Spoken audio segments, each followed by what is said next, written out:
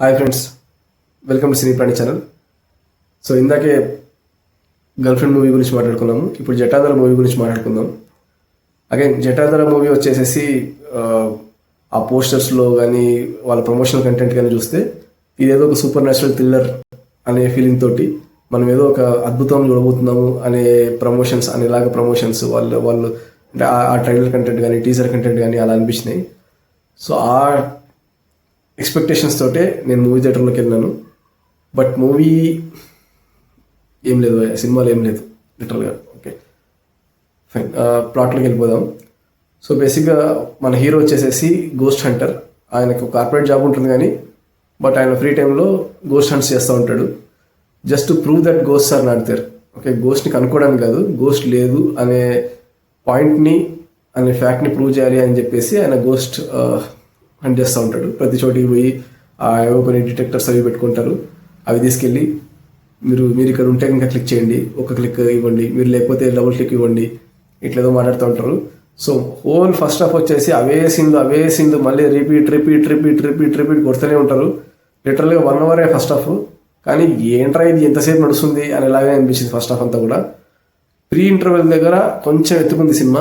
Okay, సినిమాలో ఏదో plot ఉండబోతుంది, ఏదో కొంచెం సెకండ్ హాఫ్లో యాక్చువల్ ప్లాట్ గురించి మాట్లాడబోతున్నారు, ఏదో జరగబోతుంది సెకండ్ హాఫ్లో అనేంత కొంతవరకు క్యూరియాసిటీ క్రియేట్ చేసినారు. అండ్ సెకండ్ హాఫ్లో వచ్చేసి ఆల్మోస్ట్ 1 hour 15 minutes సెకండ్ హాఫ్లో అరౌండ్ 30-35 minutes గురించి ఫ్లాష్ బ్యాకే ఉంటుంది. సో ఫ్లాష్ బ్యాక్లో ఏదో స్టోరీ నడుస్తుంటుంది, బట్ అది కూడా అంత ఎంగేజింగ్గా నాకేమనిపించలేదు. ఎంతసేపు ఉన్నా కూడా సోనాక్షి సిన్హా గారి క్యారెక్టర్ తోటి ఊరికే నవ్వు ఊహు అని భయపడిచ్చే క్యారెక్టర్ తప్పనిచ్చి సినిమాలో యాక్చువల్ కంటెంట్, యాక్చువల్ భయము, యాక్చువల్ సూపర్ న్యాచురల్ ఎలిమెంట్స్ అనేటివి నాకు అసలు ఏం అంటే అంత ఏం అనిపించలేదు. సో ఆ ఫ్లాష్ బ్యాక్ ఎపిసోడ్ అయిపోయిన తర్వాత ఇంకా ఆల్మోస్ట్ ఇంకా క్లైమాక్స్ ఎపిసోడ్స్ నడుస్తాయి. సో లాస్ట్ 30-40 minutes వేరే మూవీతో అంతా పోల్చుకుంటే లాస్ట్ 30-40 minutes కొంచెం ఎంగేజింగ్గానే ఉంది. ఎస్పెషల్లీ పాపం సుధీర్ బాబు గారి కష్టం, అంటే ఆయన పర్ఫార్మెన్స్, ఆయన ఆ రోల్ కోసం పెట్టినటువంటి కష్టం ఇవన్నీ బాగా తెలుస్తాయి. శివుడి డ్యాన్స్ ఒకటి ఉంది లాస్ట్లో బిట్.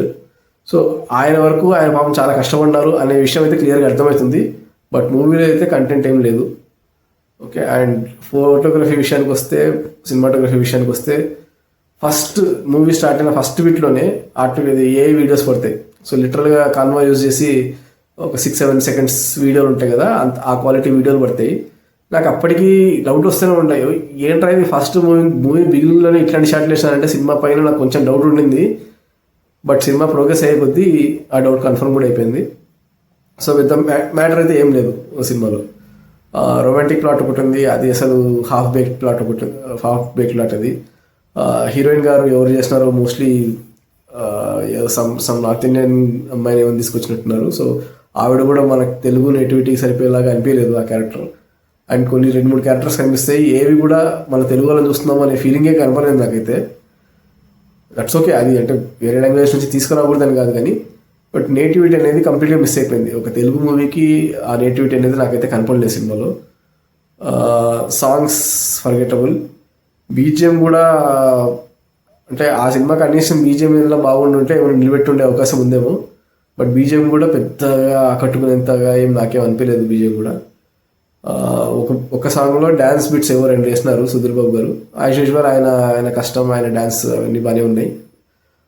బట్ అంతకుమించి సినిమాలో మ్యాటర్ ఏం లేదు. సో రాజు కనకాల గారు ఈసారి చనిపోరు. ఆయనకి ఏదో ఒక చిన్న క్యారెక్టర్ ఇచ్చినారు. ఆయన ఝాన్సీ గారు టు ఎన్ ఎక్స్టెంట్ వాళ్ళ ట్రాక్ ఏదో వాళ్ళు నడుస్తుంటుంది. సో ఓవరాల్గా మూవీ అది భయ. సో సినిమా ఫస్ట్ హాఫ్ అంతా complete bore. Second half first ఒక 1/2 hour ఫ్లాష్ బ్యాక్ మూడ్ ఉంటుంది. లాస్ట్ ఒక 30-40 minutes కొంచెం బెటర్. బట్ ఓవరాల్గా చూసుకుంటే సినిమాలో మ్యాటర్ అయితే లేదు. సో నేనైతే డిసప్పాయింటెడ్.